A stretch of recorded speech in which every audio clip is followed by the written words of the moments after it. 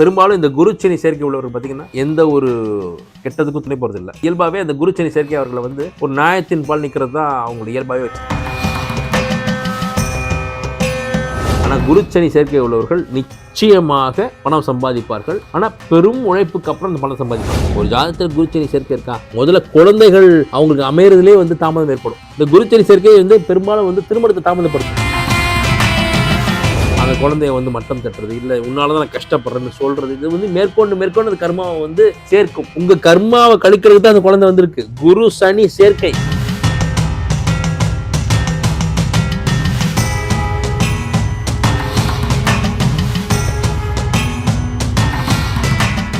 வணக்கம். குரு சனி சேர்க்கை. இந்த குரு சனி சேர்க்கை உடையவர்கள் பார்த்தீங்கன்னா ரொம்ப கடவுள் பக்தி நிறைந்தவர்கள். கடவுளுக்கும் மனசாட்சிக்கும் மட்டும்தான் பயப்படுவாங்க, வேற யாருக்குமே பயப்பட மாட்டாங்க. ஏன்னா தர்ம கர்மாதிபதி யோகம். பெரும்பாலும் இந்த குரு சனி சேர்க்கை உள்ளவர்கள் பார்த்தீங்கன்னா எந்த ஒரு கெட்டதுக்கும் துணை போறது இல்லை. இயல்பாகவே அந்த குரு சனி சேர்க்கை அவர்களை வந்து ஒரு நியாயத்தின் பால் நிற்கிறது தான் அவங்களுடைய இயல்பாகவே வச்சிருக்கு. குரு சனி சேர்க்கை உள்ளவர்களுக்கு வந்து இயல்பாகவே உழைக்கும் குணம் ஜாஸ்தி. உழைப்புனா சிறு வயதிலே நிறைய பணம் சேர்த்துடணும், பணத்தை எப்படியே சேமிச்சிடணும், பணம் இல்லைன்னா என்ன பண்ணுவோம் அப்படிங்கிற அந்த ஒரு பரிதவிப்பு இருந்துகிட்டே இருக்கும். ஏன்டா பணம் இருக்க, பணம் வாழ்க்கைக்கு தேவைதான், அதுக்காக நீ இவ்வளோ பணத்தை தேடி ஓட வேண்டியது இல்லையே அப்படின்னு நம்ம சொல்லுவோம். ஆனா அந்த குருச்சனி சேர்க்கை உள்ளவர்களுக்கு அந்த பணத்தின் மீது பணம் இல்லைன்னா என்ன ஆயிரும்,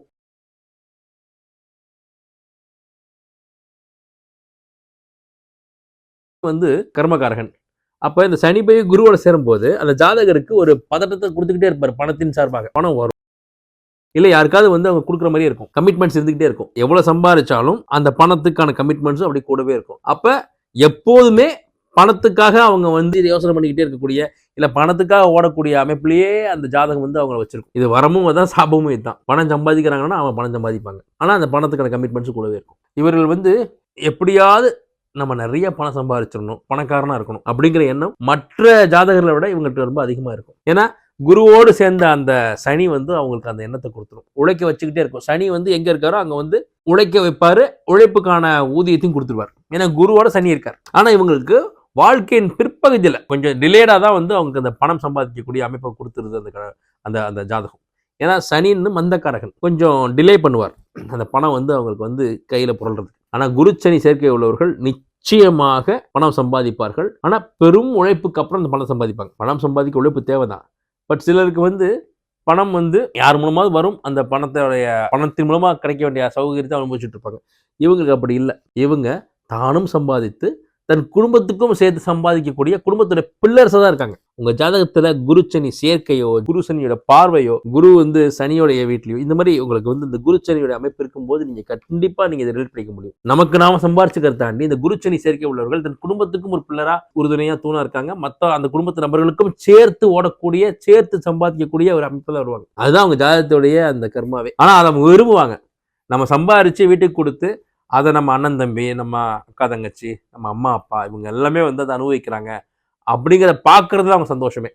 அந்த பணத்தை தான் சம்பாதிச்சு தானே அனுபவிச்சு தானே சாப்பிட்டு தானே என்ஜாய் பண்றதை விடவும் அதை எடுத்துட்டு போய் வீட்டில் இருக்கவங்களுக்கெல்லாம் கொடுத்து அவங்களுடைய தேவைகள்லாம் பூர்த்தி செஞ்சு அவங்க முகத்தெல்லாம் சந்தோஷத்தை பார்க்கறது தான் அவங்களுக்கு சந்தோஷமா இருக்கும். திரும்பி எல்லா காசையும் கொடுத்து திரும்பி ஸ்கிராட்ச்ல இருந்து மறுபடியும் சம்பாதிக்க விடுவாங்க. இது வந்து அந்த ஜாதகத்துடைய இயல்பு. குழந்தைகள் பிறந்த பிறகு இந்த குருச்சனி சேர்க்கை உள்ளவர்களுக்கு நல்ல ஒரு வாழ்க்கை அமையுது. ஆனா அங்கதான் ட்விஸ்ட். குழந்தைகளால் மனவேதனைப்படாத குருச்சனி சேர்க்கை உள்ளவர்களே கிடையாது. ஒரு ஜாதகத்தில் குருச்சனி சேர்க்கை இருக்கா, முதல்ல குழந்தைகள் அவங்களுக்கு அமையறதுலேயே வந்து தாமதம் ஏற்படும். இந்த குருச்சனி சேர்க்கை வந்து பெரும்பாலும் வந்து திருமணத்தை தாமதப்படுத்தும். ஏன்னா குரு தான் கரு தான் குழந்தை. அப்ப குழந்தை பிறப்புன்றப்போ அது திருமணமும் கூடி வந்துருது இல்லைங்களா. அப்ப திருமணம் தாமதப்படும் போது அது குழந்தை பிறப்பும் தாமதப்பட்டுருது. இல்ல நீங்க வந்து ஓரளவுக்கு நார்மல் ஏஜ்ல நீங்க கல்யாணம் பண்ணா கூட இந்த குரு சனி சேர்க்கை என்ன பண்ணுது, குழந்தை பிறப்பு தாமதப்படுத்திடுது. ஏன்னா சனி வந்து மந்தக்காரகன் இல்லையா, தாமதப்படுத்துவார் இல்லையா, யாரோட சேர்றாரோ அங்க வந்து தாமதத்தை ஏற்படுத்திடுவார். ஏன்னா தாமதத்தின் மூலமா தான் அந்த கர்மா கழியும்.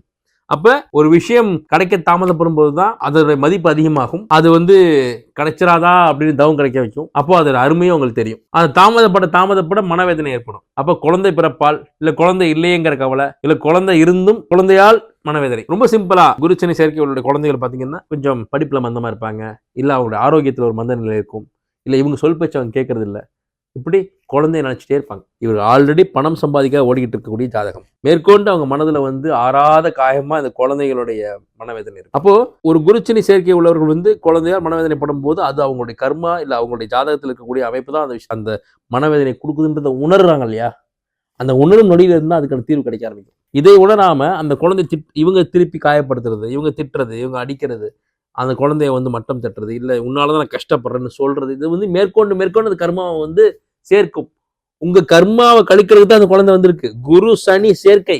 குழந்தை மூலமா நீங்க மனவேதனைப்பட்டு அது கர்மா கழியணுன்ற விதி இருக்கும் போது நீங்க மீண்டும் குழந்தையே காயப்படுத்தினீங்கன்னா அந்த கர்மா மேற்கொண்டு தானே வந்து அதிகரிக்கும். இதை உணரும் போதுதான் சரி, இந்த குழந்தைய நம்ம நல்லா பார்த்துக்கிறது மூலமா தான் இந்த கர்மா கழிவுங்க உணர்ந்துட்டீங்கன்னா அன்பை கொடுக்க ஆரம்பிப்பீங்க. நீங்க அன்பை கொடுக்க கொடுக்க கொடுக்க கொடுக்க இந்த கர்மா கழியும். மிக விரைவில் அந்த குழந்தை உங்க பேச்சை கேட்கும். அதுக்கப்புறம் இந்த பிரச்சனை சால்வ் ஆகும். அப்போ நீங்க உழைக்க ஆரம்பிக்கும் போது சனி வந்து தன்னுடைய அந்த கரங்களை வந்து தளர்த்தி உங்களுக்கு பணத்தை கொடுக்க ஆரம்பிப்பார். ஓடணும். குரு சனி இருக்கும்போது நீங்க ஒரு இடத்துல உட்கார முடியாது. பணத்துக்காக நீங்க உழைச்சிக்கிட்டே இருக்கணும். நீங்க ஒரு பிசிக்கல் ஒர்க்கோ இல்லைன்னா வந்து இன்டெலெக்சுவல் ஒர்க்கோ நீங்க பண்ணிட்டே இருக்கணும். அப்பதான் இந்த குருச்சனி சேர்க்கையில வந்து பணத்தை சம்பாதிக்க முடியும். ரெண்டாவது, இந்த குருச்சனி சேர்க்கை இருக்கும்போது ரொம்ப நேர்மையான மனிதர்களாக தான் இருக்க முடியும். ஏன்னா இவங்களால வந்து அந்த குருச்சனி சேர்க்கும் போது அது நியாயம், நேர்மை, நீதி இதெல்லாம் பேச வைக்கும். தப்பு செய்ய தோணாது, யாரையும் காயப்படுத்த தோணாது. பெரும்பாலும் இவர்களை ஏமாற்றி இவர்களை வந்து நம்ம நயவஞ்சகமா வந்து ஒரு விஷயத்தை செஞ்சோம்னா நிச்சயமா நம்மளை பாதிக்கும். ஏற்கனவே நம்ம ஓடிக்கிட்டு இருக்கோம், கஷ்டப்பட்டு இருக்கோன்ற உணர்வு இருந்துகிட்டே இருக்கும். எல்லாமும் இருந்தும் எதுவும் இல்லாத மாதிரி ஒரு மனநிலையை இந்த குரு சனி சேர்க்கை உள்ளவர்கள் அனுபவிப்பார்கள். லட்சமா சம்பாதிப்பாங்க.